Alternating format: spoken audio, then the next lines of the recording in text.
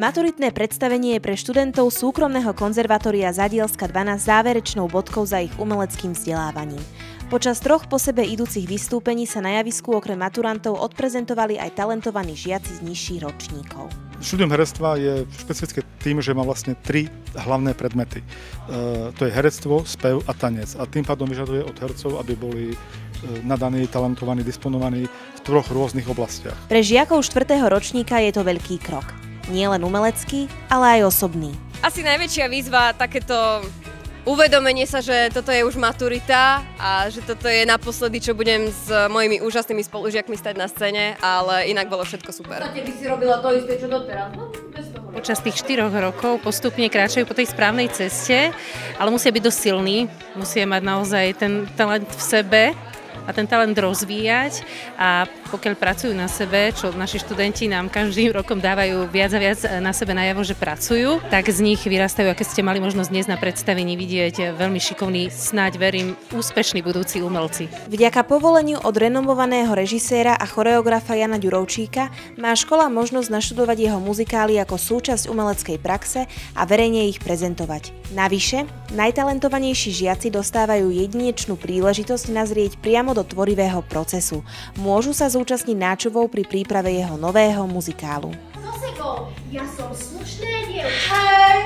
Štúdium herectva však so sebou neprináša len schopnosť stáť na javisku. To herectvo vás môže formovať aj ako človeka v tom zmysle, že sa nebudete báť napríklad na rodinnej oslave povedať príhovor, prípitok, že sa nebudete báť všeobecne vystupovať niekde pred niekým, nebudete sa báť povedať svoj názor.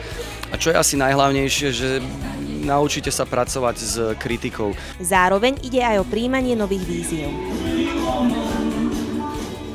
Pripravoval som sa na maturitnú hru skoro každý deň, tým, že aj tie texty, aj spevy, aj tak proste celkovo bolo to náročné, ale výsledok bol úžasný.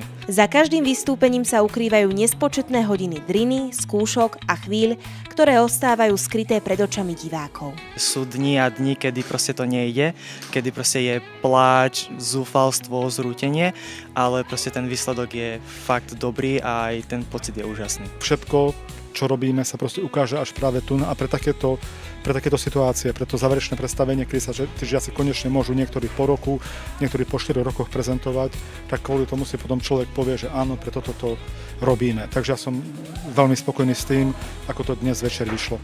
Emócie, napätie, radosť. To všetko patrí k divadlu.